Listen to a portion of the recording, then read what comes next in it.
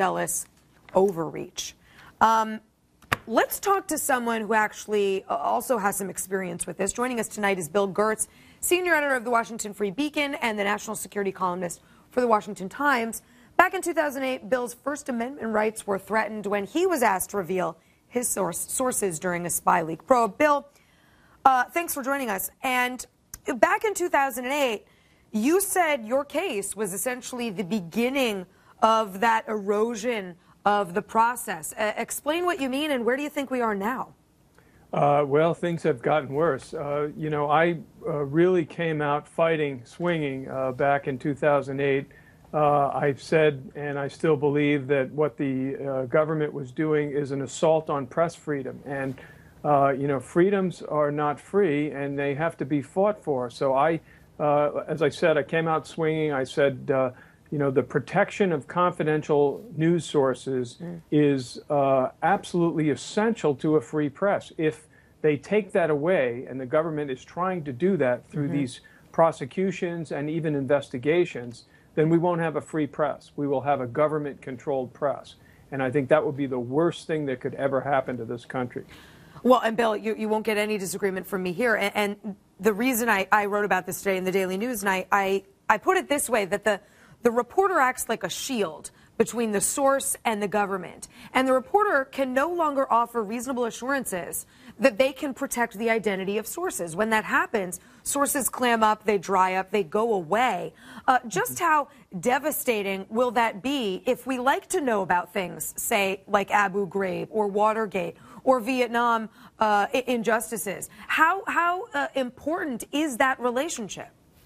Well, it's very important. In fact, I had a conversation with John McCain one time. He was on the Iraq WMD Commission, and part of that commission sought to have some kind of secrecy laws imposed.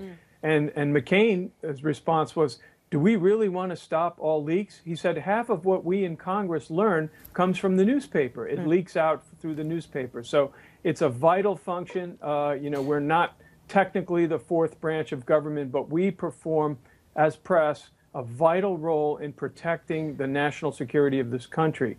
And as I said, it's got to be resisted, these efforts to try and curb that. Yeah. Okay, so let me play devil's advocate. Now, for many of you at the table and some of the audience, this is going to seem schizophrenic because it was just last night that I was going over to the spinner over here and pounding my fist, and you were outraged about this. But I think it's worthy of some debate. Eugene Volokh, he's a UCLA law professor, and he is, I think, one of the smartest minds on the First Amendment and a pretty stalwart defender of free speech rights across the board. He wrote today that James Rosen could easily and legally and appropriately be called a criminal. Now, here's his reasoning.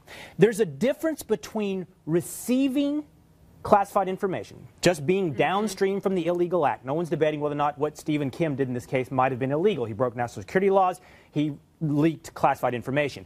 If James Rosen had just received it, no problem. But what James Rosen did is beyond basic reporting. He helped aid, abet, and conspire to get this information out. His argument, Volokh's argument, is there's a difference between asking for it and helping to plan for the release, and there's no clear line. If you say this is criminal, then the guy who helped someone else tap someone's phone and report it, or rifled through someone's desks and report it, or hack someone's computer and report it. Then Woodward and Bernstein are criminals too. I mean, that's how this information gets to you. Right, yeah. Reporters don't just check their email and go, oh, I got a classified document, let's report on it. Yeah, they always ask for it. And even the Department of Justice has said, by the way, that it wasn't actually criminal. They just included it. They just included it, and they're not going to pursue it. That means that they don't think it's criminal. They just did this in order to get around the Fourth Amendment in this case, to get more of this guy's records. But, there's a whole component of this. And, SE, you bring up the notion of acting as a shield. Oh, by the way, this is actually just in. We have breaking news. Ryan Lizzett in the New Yorker says the Obama Justice Department has seized the phone records of numbers associated with White House staffers, as well as Fox News. That just broke now. Our control told me to work that in.